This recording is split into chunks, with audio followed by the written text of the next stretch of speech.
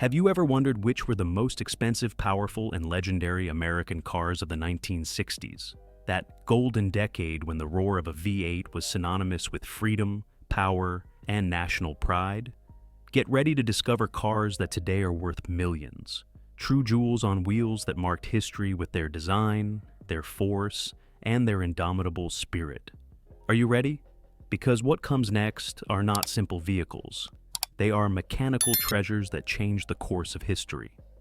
1964 Chevrolet Impala SS 409. They say the 1960s were the golden age of the American automobile, and if there was a car that embodied the rebellion, style, and raw power of that decade, it was undoubtedly the Impala SS. Just imagine it on an American street under the summer sun, with the deep growl of its V8 breaking the silence. It was more than a car. It was a declaration of identity, a promise of speed in an era when the open road symbolized freedom. The Impala SS 409 was born in a time when drag races were conquering hearts all over the United States. Chevy knew it had to offer something that not only looked good, but could also crush the competition on the track.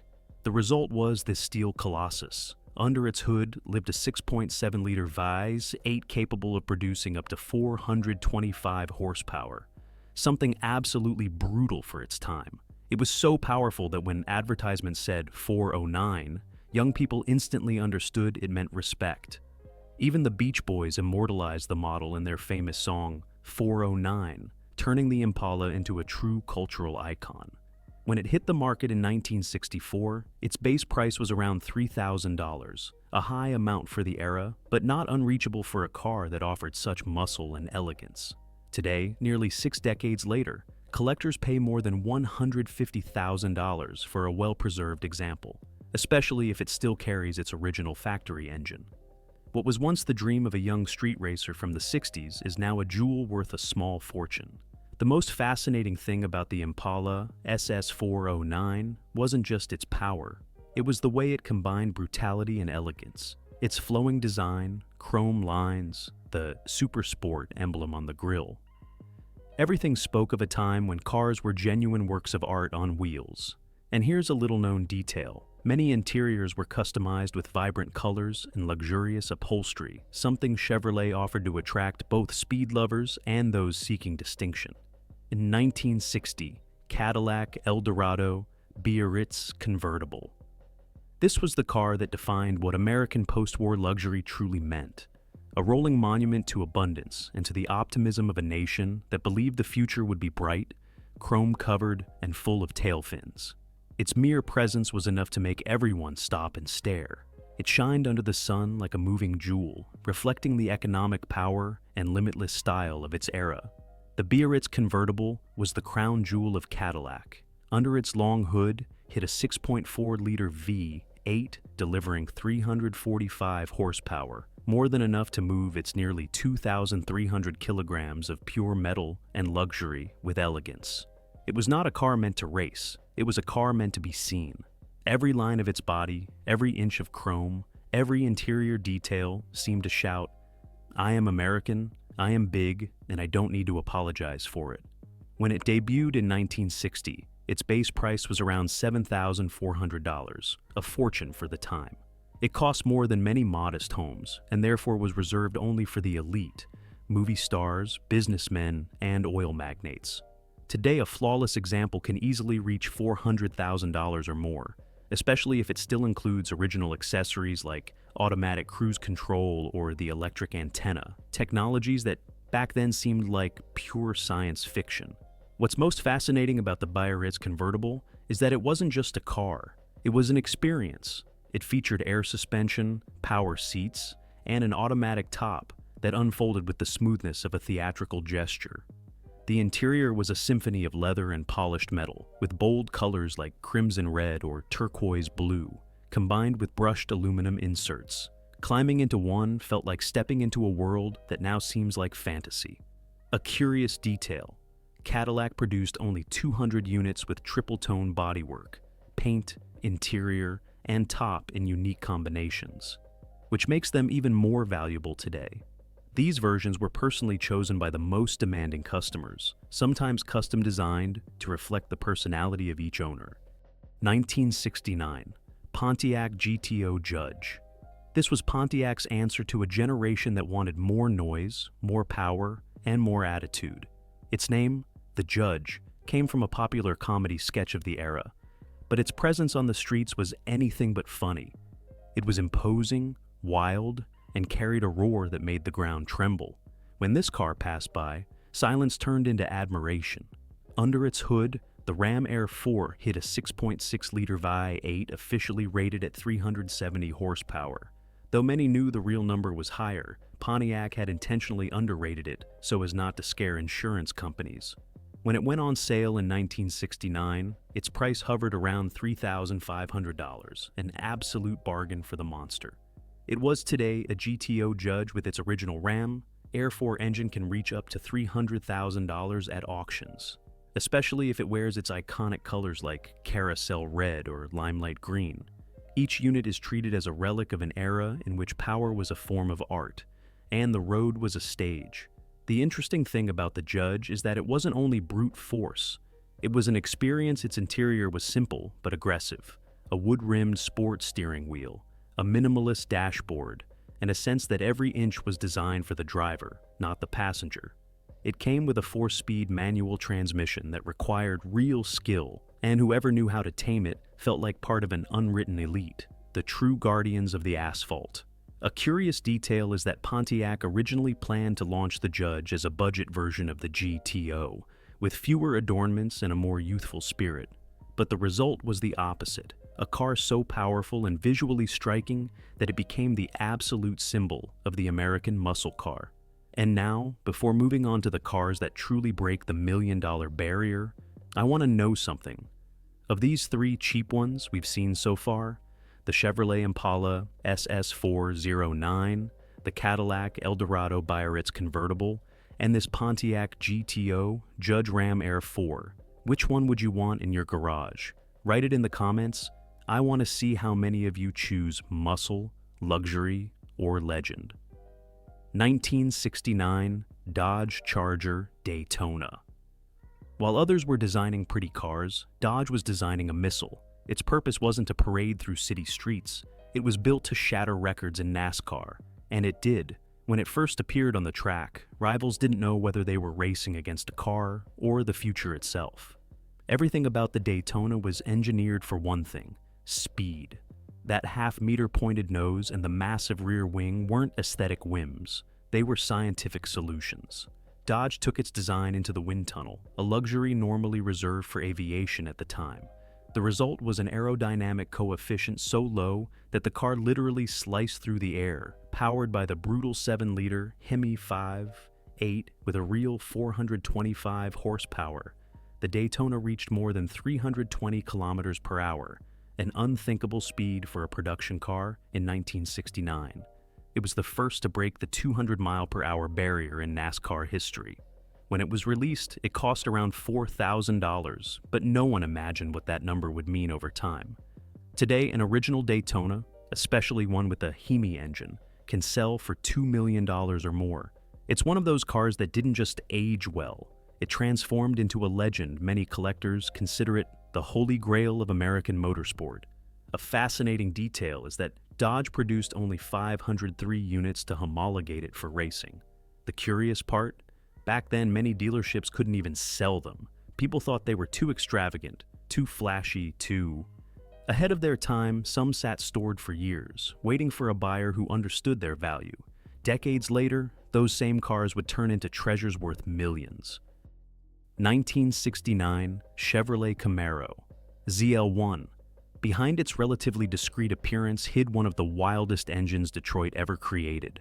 It was a car designed for the track, disguised as a street coupe. Only 69 units were built, making it one of the rarest and most coveted Camaros of all time. Its heart was a monster, the 7-liter aluminum V8, an ultralight, heavily modified version of the racing engine used in Corvette Can-Am cars. It officially produced 430 horsepower, although engineers knew the real figure easily surpassed 500. This aluminum block made the car lighter and allowed it to accelerate like a demon, running the quarter mile in under 13 seconds. An incredible feat for the late 1960s.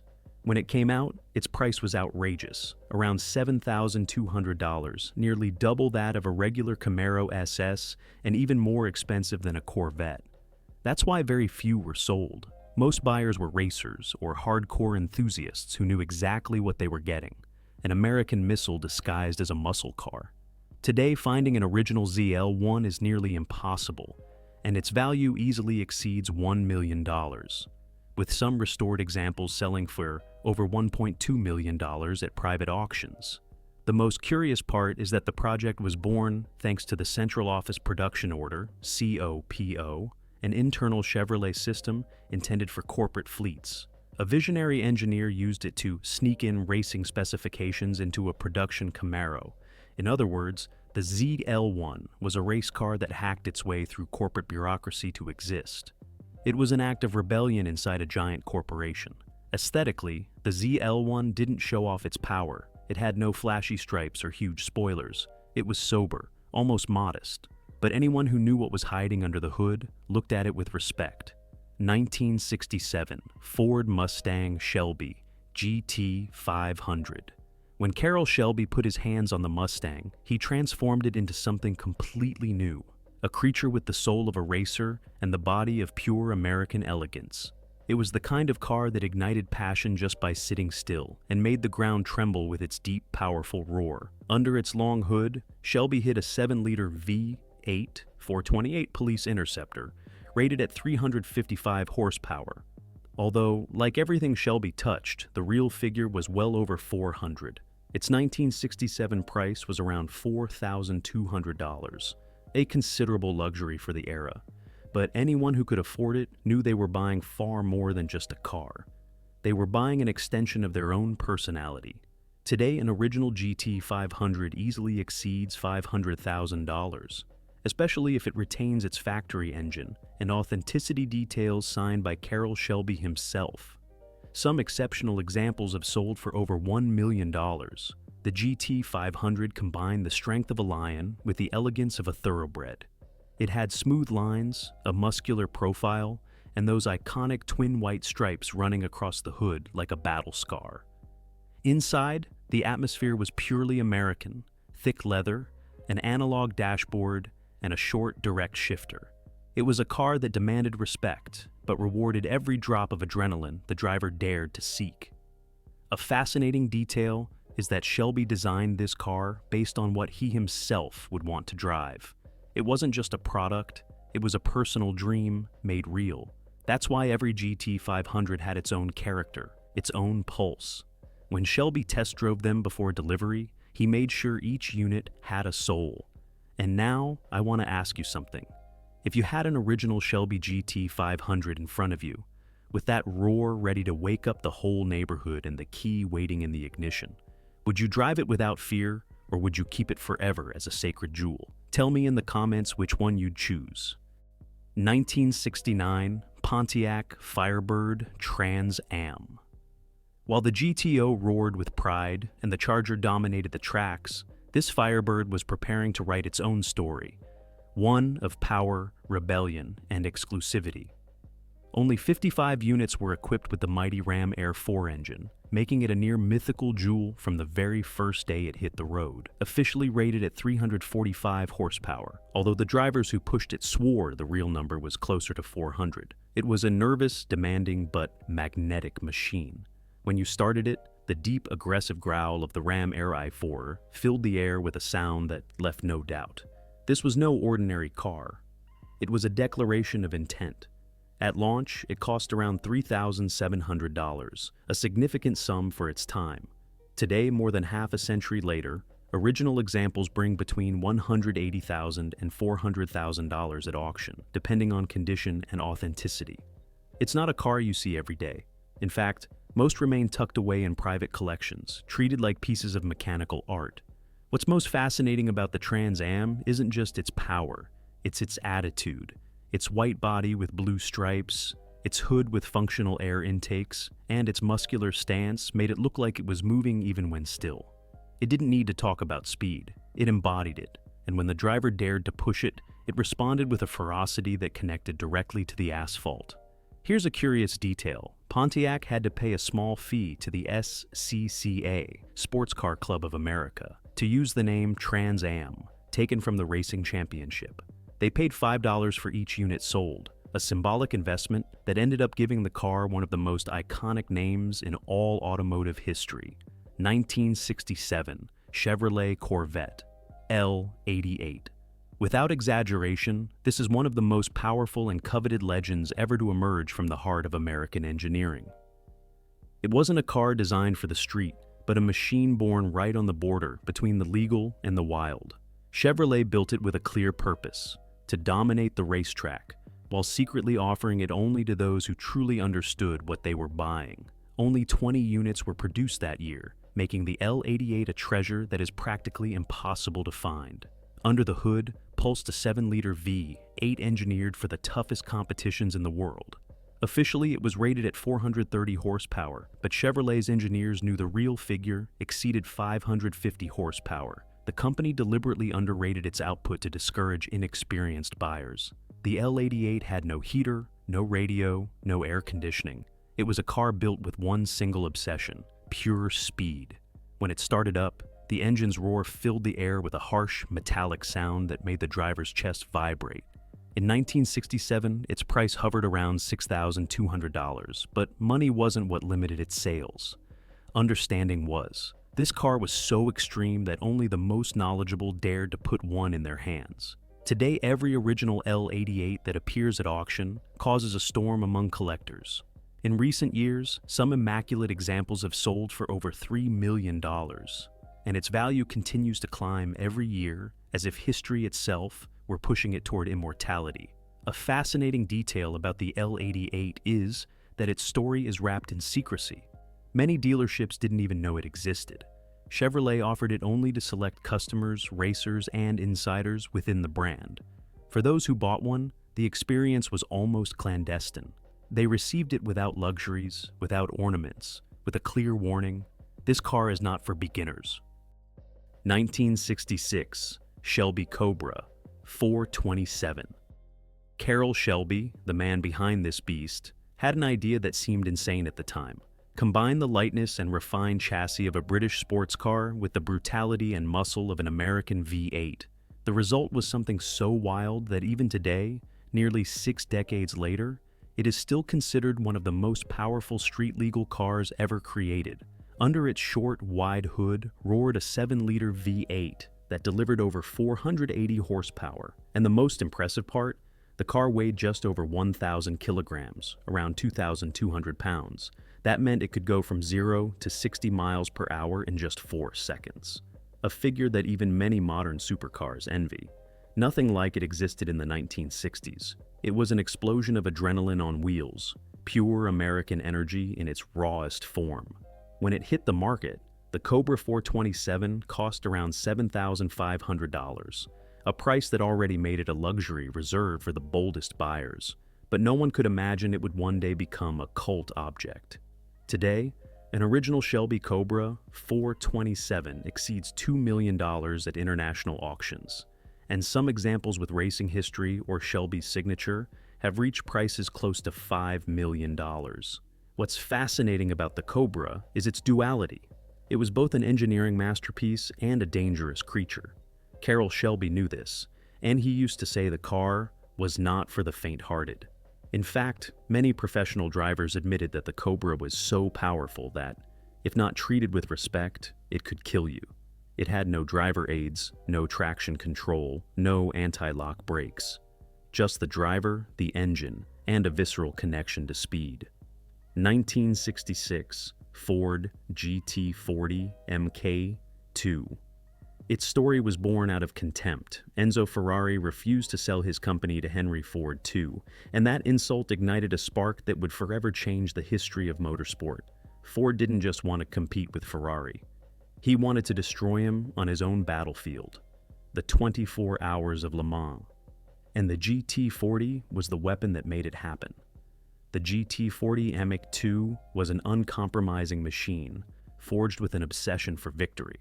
Under its rear hood pulsed a 7.0-liter V8 engine producing 485 horsepower, an astonishing figure for the era. Unlike European sports cars, the GT40 didn't try to be elegant. It was brutal, efficient, and ruthless. Its profile was so low that it measured barely 40 inches in height, hence its name, and its aerodynamics allowed it to slice through the air like a bullet. Its behavior on the track was wild, but in the hands of the right drivers, it became an extension of the body. In 1966, this American monster achieved the unthinkable. It defeated Ferrari at Le Mans, taking all 3 top positions on the podium. It was a historic blow. That moment, with the 3 GT40s crossing the finish line together, became immortal, a symbol of the determination and pride of an entire nation. That day, the roar of Ford's engines echoed across Europe as a declaration of power. The United States could not only compete, but win on the sacred ground of speed. Its original price hovered around $18,000, an enormous sum at the time, more like that of a race car than a street sports car. But money could not buy what the GT40 represented. Glory today, an original GT40, Mk II can exceed $10 million at auctions, and examples that actually raced at Le Mans reach values close to $20 million. Behind its success were names that would become legends. Carroll Shelby, Ken Miles, and a team of engineers who worked day and night to defy the impossible. The car had to survive 24 hours of hell, heat, rain, melting brakes, engines pushed to the limit, but it survived, and in the process became a symbol of perseverance. And so we reach the end of this journey through the most expensive and legendary American cars of the 1960s, a decade in which steel had soul, engines roared with pride, and every curve told a story of ambition and freedom. Now I want to hear from you.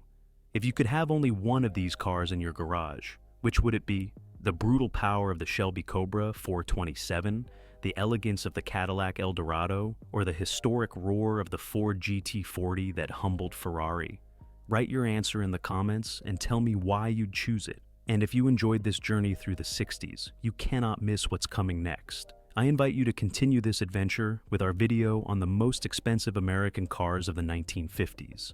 An era when luxury and extravagance reached levels few can imagine. Click now and keep traveling with me into the past, where every car had a story, and every story had an unforgettable roar. See you in the next chapter.